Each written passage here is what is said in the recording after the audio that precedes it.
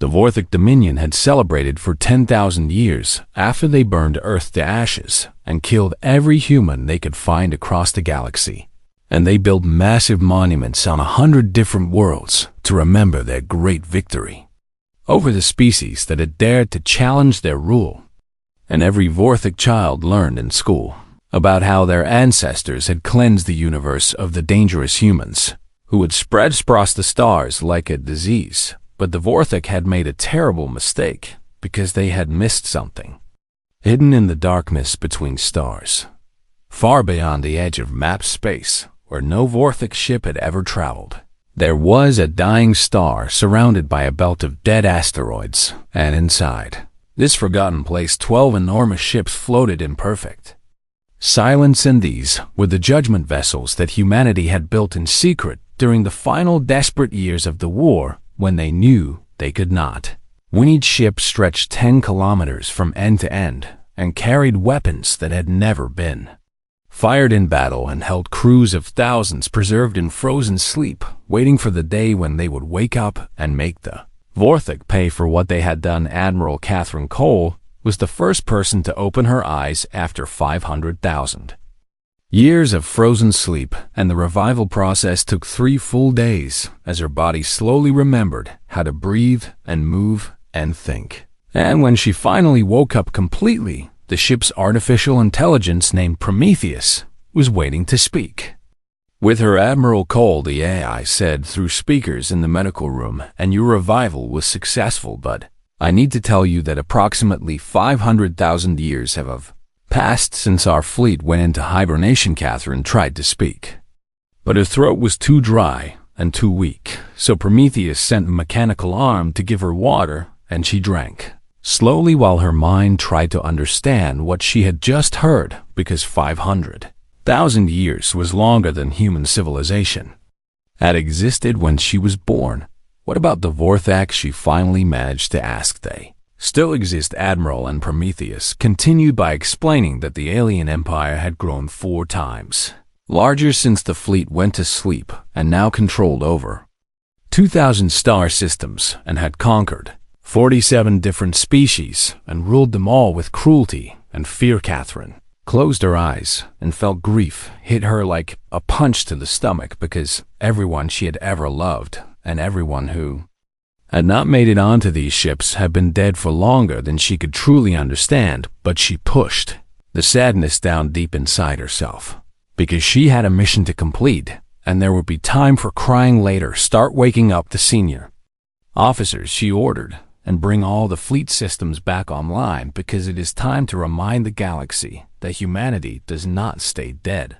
Over the next several weeks, all 12 ships of the Judgment Fleet came back to life as systems that had been sleeping for 500,000 years powered up, and crews woke from their frozen beds, and Commander Nathan Brooks was among the first to be revived, because he was Catherine's second in command and a tactical genius who had designed many of the fleet's battle plans. 500,000 years, Nathan said when Catherine told him how long they had slept. And do we even know if our weapons will still work against whatever technology they have developed in all that time? Prometheus had been watching their communications throughout our sleep, Catherine replied, and Vorthic have improved their technology, but not as much as you might think, because their society became lazy and slow after they achieved total power, and they have had no real enemies and no reason to create new weapons, so our technology should still give us an advantage in battle. Commander Lisa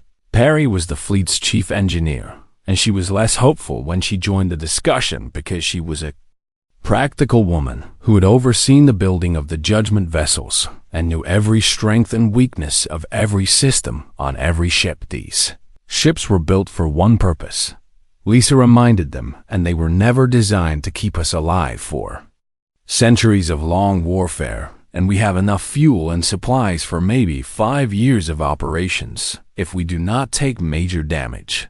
So whatever we are going to do, we need to do it quickly. Catherine nodded, because she understood the situation perfectly.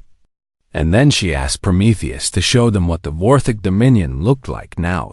Holographic display that appeared in front of them showed a vast empire that covered a huge portion of the galaxy, with thousands of conquered worlds and trillions of Vortex citizens and a military fleet that numbered in the hundreds of thousands of warships, and against all of this humanity had only 12 ships and fewer than 50,000 people. The odds were impossible, and Catherine had known they would be, because this was never about winning a normal war, and this was about revenge and about proving that the Vorthic's greatest crime would not go unpunished no matter how many centuries had passed since they committed it.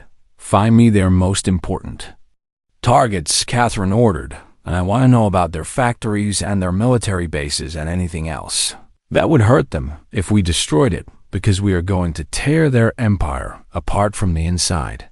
And by the time they understand what is happening, it will be too late for them to stop us. Nathan began working with Prometheus to identify targets, while Lisa started running tests on all the ship systems to make sure everything worked properly, and Catherine walked through the corridors of her ship looking at the faces of her crew members as they woke up one by one from their long sleep. She saw confusion in their eyes at first, and then understanding, and then a cold, hard determination that matched her own, because every single person on these ships had lost someone to the Vorthic, and every single one of them had volunteered for this mission, knowing they might never wake up, and knowing that if they did wake up, everyone they had ever known would be long dead. A young officer named Lieutenant Maria Santos stopped Catherine in the hallway and asked her a question that many others were probably thinking. Admiral, do you really believe we can hurt them with only 12 ships against their entire empire? Catherine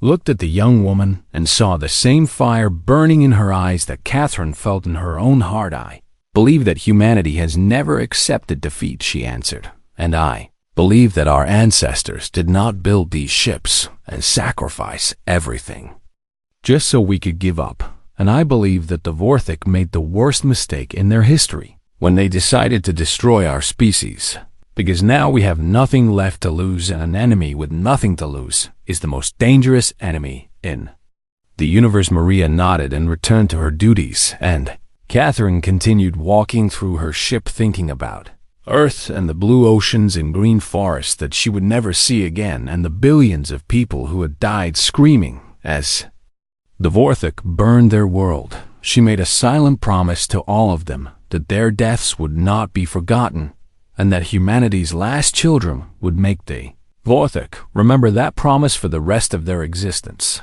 The 12 ships of the Judgment Fleet powered up their engines and began moving out of the asteroid field where they had hidden for 500,000 years, and ahead of them lay a galaxy that had forgotten humanity ever existed. They were about to receive a very, very painful reminder.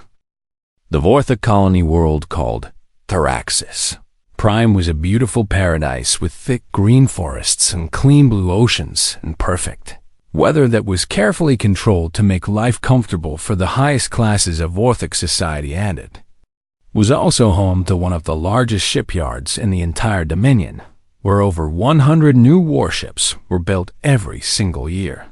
The Vazine colony's defense system detected the incoming vessels 3 hours before they arrived, and the local military commanders were not worried at first, because they assumed it was just a routine patrol or supply convoy that had wandered off course, and there had not been any threat to a Vorthic world in thousands of years, so they had almost forgotten what danger felt like. But as the ships got closer, the defense computer noticed something strange and flagged it. For the commander's unknown ship design, the computer reported, and no match found in any database, and attempting to communicate with the vessels. The messages went unanswered, and the 12 ships continued coming closer in perfect formation, and they ignored every warning and every demand to identify themselves, and by the time the defense commanders realized something was very wrong, it was already too late to do anything about it. Captain Daniel Hayes led the attack from the bridge of the Retribution, which was the Judgment Fleet's main assault ship, and Daniel had once been a ground forces commander who was moved to naval operations during the final days of the war, and he had lost his entire family when the Vorthik turned his home planet into glass, all ships are authorized to fire. Admiral Catherine Cole's voice came through the fleet communication channel and showed them what humanity's anger looks like after 500,000 years. The weapons on the Judgment Fleet ships had been designed specifically to defeat Vorthik defenses, and there were plasma cannons that could cut through their heaviest armor and kinetic launchers that fired metal projectiles at nearly the speed of light, and most powerful of all, there were null field generators that could shut down all electronic systems within a targeted area. Defense fleet protecting Theraxis Prime had no chance at all, because the Vorthik had become lazy and overconfident after centuries of ruling without any real opposition, and their commanders had no experience fighting an enemy that was both technologically advanced and completely unpredictable. An enemy that was both technologically advanced and completely unpredictable. And in less than 2 hours, every single defense ship was reduced to floating wreckage. Moved to the second phase of the operation.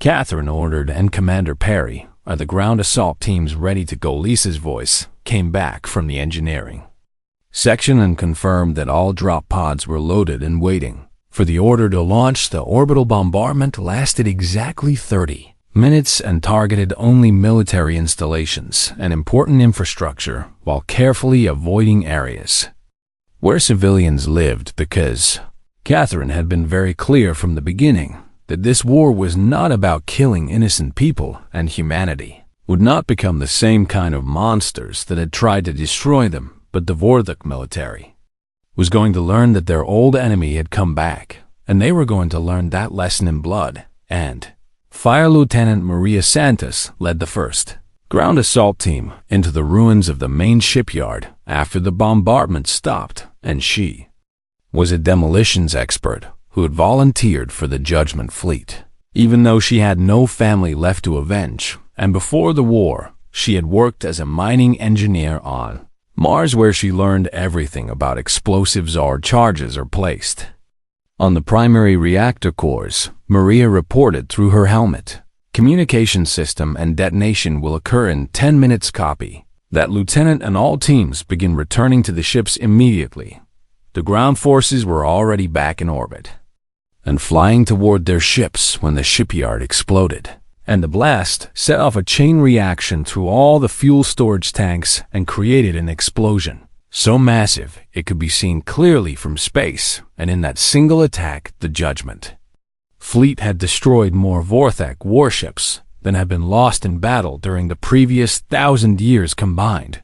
But Catherine knew this was only the first step, because the Vorthik would respond to this attack, and they would respond with overwhelming force, and the fleet needed to be gone before that response arrived. Jump coordinates are locked in, Nathan reported from the navigation station, and we are ready to leave whenever you give the order. Admiral Catherine took one long last look at the burning colony through the view screen and thought about Earth and all the billions of people who had died screaming as their world burned around them.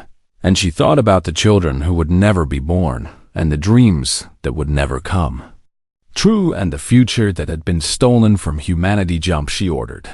The fleet disappeared into hyperspace and left nothing behind but chaos and destruction and burning wreckage. And the Vorthik Dominion had just received humanity's message, and that message was very clear. We remember what you did to us, and we are coming for all of you. News of the attack spread across the Dominion faster than anyone expected, and for the first time in living memory, Vorthik citizens experienced something they had almost completely forgotten existed, and that something was fear. The Dominion's Supreme Council called an emergency meeting to discuss what had happened, and High Commander Vorath, who was the supreme leader of all Vorthik military forces, presented his findings with barely hidden rage in his voice. The attacking ships do not match any known design from any species in our records. Vorath growled at the assembled council members, but analysis of the weapon signatures has revealed something very disturbing, because these weapons appear to be of human origin. The Council chamber erupted in shock and disbelief because humans had been extinct for 500,000 years, and every historical record confirmed this fact, and the Vorthok had personally supervised the extermination and had hunted down even the smallest refugee ships and destroyed them all without mercy. That is impossible, one council member shouted. And we destroyed every single one of them. Apparently we were wrong. Vorath replied, and the evidence cannot be denied because somehow humans survived, and now they have returned to take revenge. Supreme Council authorized the largest military response in Dominion history, and every available warship was pulled back from patrol duty and assigned to hunt down the mysterious attackers, and huge rewards were offered for any information about where the fleet might be hiding, and every spy and intelligence agent in the Empire was ordered to focus on one single goal, which was finding and destroying the last survivors of humanity. But the Judgment Fleet was already moving to their next target, and Catherine had no intention of giving the Vorthok time to organize their response. We hit them hard today, she told her crew, and tomorrow we hit them even harder, and we keep hitting them until either they fall or we do. The crew cheered because they had waited 500,000 years for this moment, and now that it had finally arrived, they were not going to waste a single second. Humanity had returned from the dead, and the Vorthok were about to learn that some enemies never truly die. The Judgment Fleet moved through space like ghosts and struck without warning and disappeared before the Vorthok could respond, and in the 6 months following their first attack, they destroyed 14 military outposts and 3 major supply depots and 2 communication relay stations, and the Dominion was thrown into chaos trying to catch enemies they could not find. Catherine used information gathered by Prometheus during the long centuries of hibernation to locate secret supply caches that human resistance fighters had hidden during the original war, and most of these hidden bases had been discovered and destroyed long ago. But a few had remained secret and waited for someone to come and claim them. Cache 7 is confirmed intact. Lisa reported when the fleet arrived at a remote asteroid field far from any Vorthok patrol routes, and we found fuel reserves and raw materials and even some weapon components, and it is not a lot, but it will extend our ability to operate by at least 6 more months. Nathan was studying the tactical display that showed the massive Vorthok search fleet that was now hunting for them across 1,000 star systems. They have sent over 2,000 ships to find us, he said, and if they ever get a solid lock on our location, we are finished. Then we make sure they never get that lock.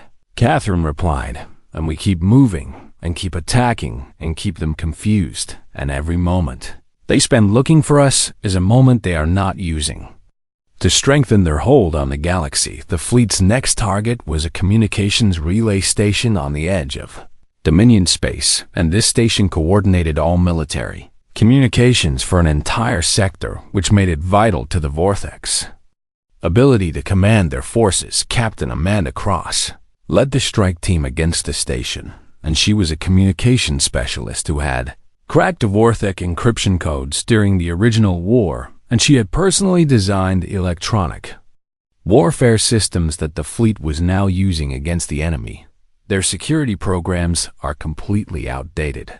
Amanda reported as her team broke into the station's computer systems, and I am downloading everything I can find, including patrol schedules and supply routes and fleet positions, and this information is worth more than gold. The data Amanda retrieved would prove to be incredibly valuable because it showed not only Vorthok military movements, but also growing unrest among the many species the Dominion had conquered over the centuries, and the Vorthok ruled through fear, but that fear was starting to crack. Several conquered species have been asking for independence, Prometheus reported after analyzing the stolen data, and the Vorthok have responded with increased violence, but resistance movements are forming on multiple worlds, and discontent is spreading faster than they can contain it. Catherine saw an opportunity that she had not expected. We are not the only ones who want to see the Dominion fall, she said to her senior officers, And if we can make contact with these resistance groups and coordinate our attacks with theirs, we might be able to start something much bigger than just our little fleet. That is a significant risk, Admiral Nathan warned her, and any contact with outside groups increases the chance that our location will be leaked to the Vorthok, either accidentally or through betrayal. I understand the danger, Catherine replied, but we have 50,000 people in 12 ships, and that is simply not enough to bring down an empire that controls thousands of worlds, and we need allies if we are going to succeed. The decision was made, and the judgment fleet would continue its campaign of destruction. But it would also reach out to others who shared their hatred of the Vorthok, and humanity's war of vengeance was about to become something much larger than anyone had imagined. The first species they contacted were the Kalroth, who were insect-like beings that had been conquered by the Vorthok over 200,000 years ago, and their homeworld had been stripped of all valuable resources, and their people had been enslaved, and their culture had been systematically destroyed. But like humanity, they had not forgotten what was done to them. Commander Stephen Grant led the diplomatic mission because he had been an ambassador before the war and had negotiated with dozens of alien species, and he had volunteered for the Judgment Fleet. Even though he was much older than most of the crew, you claimed to be human. The Kalroth Elder communicated through translation software that the humans were destroyed long ago. And how can this be possible? Stephen explained their story from the beginning, including the Hidden Fleet and the Long Sleep and the Awakening, and the Kalroth listened without showing any reaction because their insect faces were impossible for humans to read. We have heard stories about the humans, the Elder finally responded, and our ancestors told tales of a species that fought the Vorthok until the very end and chose death rather than surrender. And if you are truly what you claim, then perhaps there is hope for all who suffer under Dominion rule. The alliance was formed in secret with the Kalroth, providing intelligence and safe places to hide while the Judgment Fleet continued striking at Vorthok targets. But the Kalroth were not the only species willing to join the cause. The Morvani were water-breathing creatures from an ocean world who had lost most of their population to Vorthok attacks, and they offered to share their knowledge of Dominion patrol patterns. And the Tefkin were silicon-based life forms who had ancient hatred for their conquerors, and they contributed advanced sensor technology that made the human fleet almost impossible to track. Even some Vorthok dissidents reached out to offer help because there were those among the conquerors who had grown disgusted by their empire's cruelty and wanted to see it fall. Catherine stood before a holographic map that showed their growing network of allies spread across dozens of star systems. We have hit 47 Vorthok installations in the past year, she told her senior staff, and we have destroyed over 500 of their warships and helped 3 enslaved worlds break free.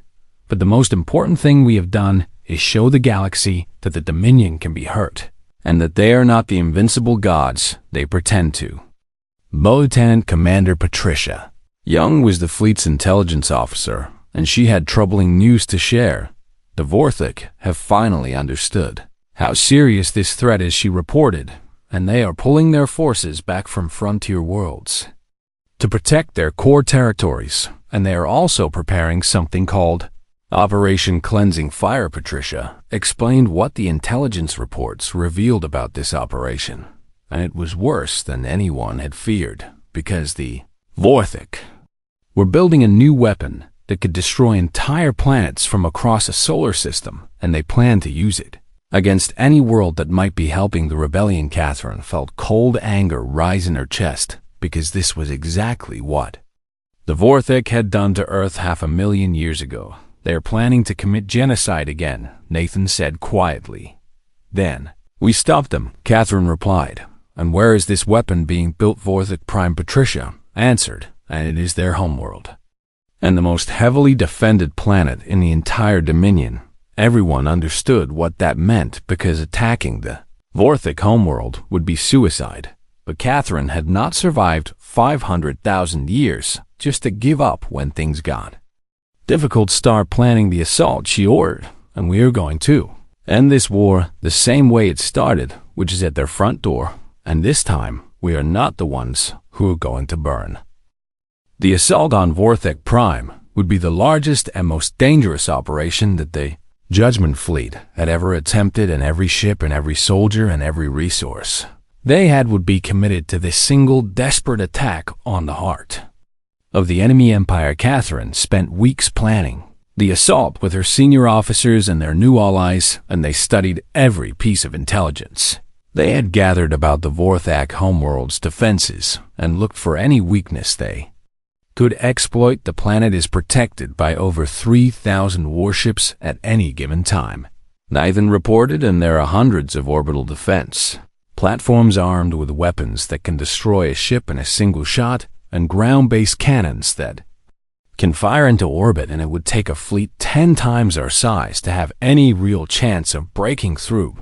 But we do not need to conquer the planet, Catherine replied, and we just need to get close enough to destroy the planet killer weapon before they can use it, and everything else is secondary to that one goal. Commander Lisa Perry had been working on a plan to give them a chance. I have modified our null field generators to operate at much greater range than before, she explained, and if we can get within a certain distance of the orbital platforms, we can shut down their targeting systems for approximately 3 minutes, and that should give our strike teams enough time to reach the surface. 3 minutes, Nathan said, and that is not very much time. It is all the time we are going to get, Lisa replied, and so we need to make every second count. Alliance had been busy gathering forces for the assault, and ships from the Kelreth and the Morvani and the Tethkin and a dozen other species had joined the Judgment Fleet. And when Catherine looked at the assembled armada, she counted 47 vessels ready for battle. It was still nowhere near enough to match the Vorthik defenses, but it was far more than anyone had thought possible just 1 year ago. Catherine gathered all the commanders together for a final meeting before the attack hour. Objective is simple, she told them, and we need to destroy the planet killer weapon before it can be deployed against innocent worlds.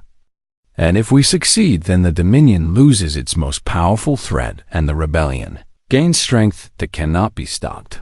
And if we fail, then everything we have fought for dies with us. Captain Daniel Hayes would lead the first wave of the assault, and his job was to draw the Vorthik defense fleet away from the research facility where the weapon was being built, and Lieutenant Maria Santos and her demolition teams would land on the surface and plant explosives to destroy the weapon itself. Maria volunteered for this mission, knowing that the chances of survival were almost zero. Admiral, do you have any final orders for me? She asked Catherine privately before the fleet departed.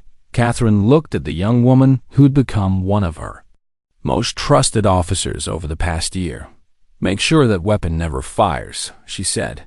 And that is all that matters, and whatever happens down there, know that you're doing this for every human who ever lived and every human who will never be born. Because of what the Vorthek did to our people. Maria nodded, and there were no more words needed between them. Fleet made final preparations, and crew said goodbye to friends they might never see again, and some wrote letters to be delivered if they did not survive, and others simply sat in silence and thought about what was coming. Catherine walked through the corridors of her flagship one last time and looked at the faces of her crew and saw fear in some eyes and determination in others. But in all of them, she saw the same burning desire for justice that had kept humanity's last survivors going through 500,000 years of frozen sleep. She stopped to speak with a young ensign named Christopher Lane, who was barely 20 years old and had been born on the fleet during the voyage to the hidden asteroid field where they had slept for so long. Are you afraid? She asked him.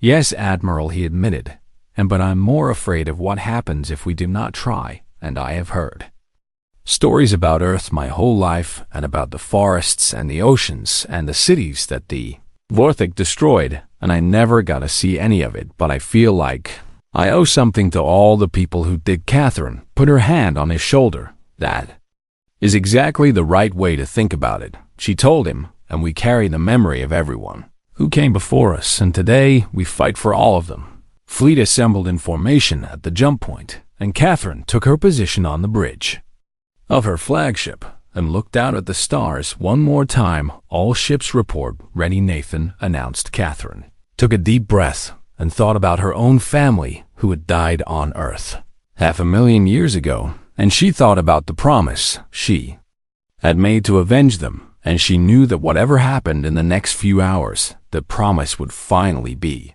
kept. Junk she order read. 47 ships vanished into hyperspace and headed toward the most heavily defended planet in the galaxy and toward the final battle that would determine the fate of two civilizations.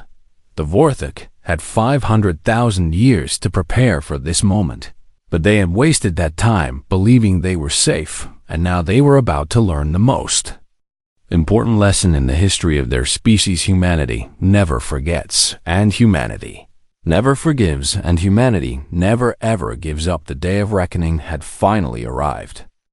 The Allied fleet emerged from hyperspace directly above Vorthok Prime, and for a single heartbeat the entire planet seemed frozen in shock, because no enemy had ever dared to attack the Dominion's homeworld in all of recorded history. Then the Vorthok defense fleet moved to intercept, and thousands of warships rose from orbit, like angry insects protecting their hive, and the orbital defense platforms powered up their weapons, and the ground-based cannons aimed toward the sky. All ships engage, Catherine commanded, and remember that our only goal is to get the ground teams to the surface, and everything else is secondary. Battle began with a fury that shook the very fabric of space itself, and plasma cannons fired, and kinetic projectiles flew, and ships exploded on both sides as the two forces crashed together in a storm of fire and death. Captain Daniel Hayes led the Retribution directly into the heart of the Vorthok formation and drew their attention away from the troop transports that were racing toward the planet, and his ship took hit after hit but kept fighting because Daniel knew that every second he survived was another second for the ground teams to get closer to their target. We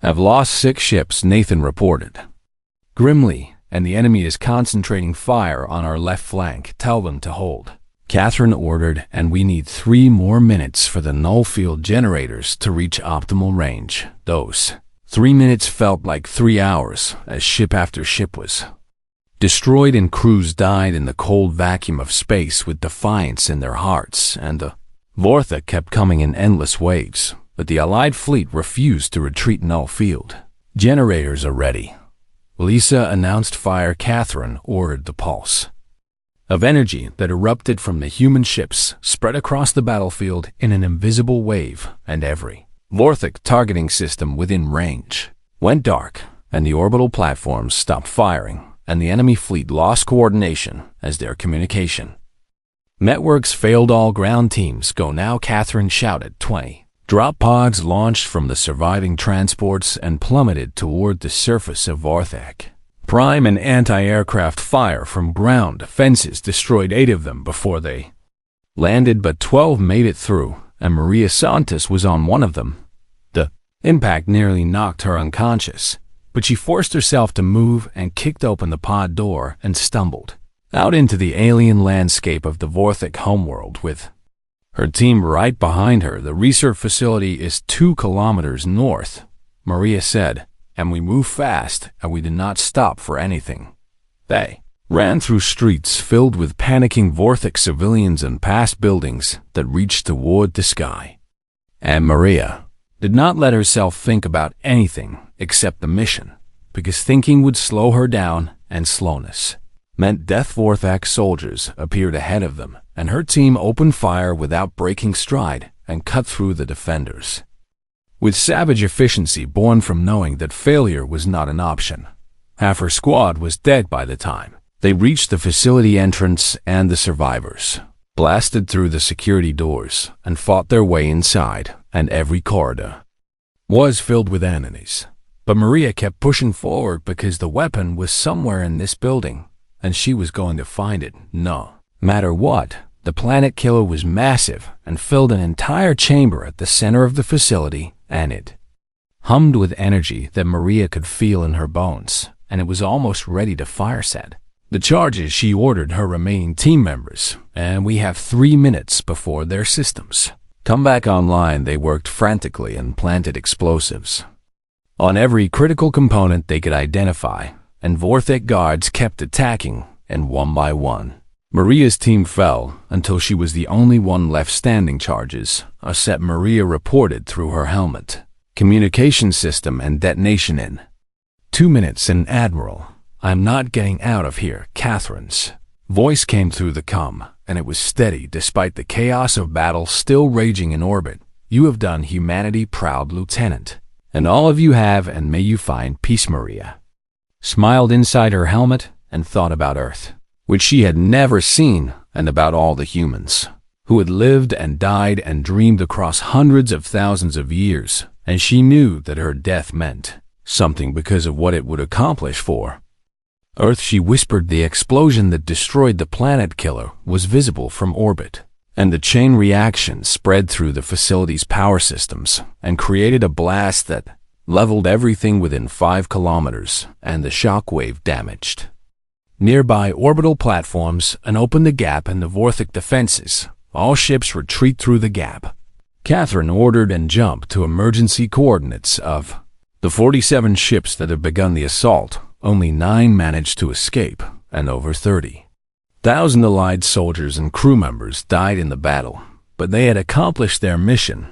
The planet killer was destroyed. In the weeks and months that followed, the Vorthik Dominion began to collapse, and without their ultimate weapon, the subject species found courage they had not felt in centuries, and rebellions erupted on hundreds of worlds, and the Dominion military was stretched too thin to contain them all. Catherine watched the reports of uprising after uprising and knew that she had done what she set out to do, and humanity's vengeance had sparked a fire that would burn until the Dominion was nothing but ashes. She did not live to see the final fall because her body gave out 3 years after the Battle of Vorthik Prime, and centuries of cryogenic suspension, followed by years of constant warfare, had taken their toll. But before she died, she recorded a final message to whoever finds this, whether human or otherwise. We were a species of dreamers and builders and explorers, and we reached for the stars and found that the universe was darker and more cruel than we ever imagined. But we did not surrender, and we did not go quietly, and we proved that the human spirit cannot be destroyed no matter how hard our enemies try. And remember us, and remember what we fought for, and carry our story forward into whatever future awaits. The Vorthik Dominion fell completely within 50 years, and their empire shattered into 1,000 pieces, and their former slaves built new societies from the ruins, and everywhere across the galaxy, the story of humanity's return was told to children and grandchildren, and great-grandchildren. They had been destroyed, and they had been forgotten, but they came back, and they proved something that would echo through the ages. Humanity always remembers, and humanity always survives, and humanity always fights back, and that is how the last humans who ever lived became legends that would never die. The end.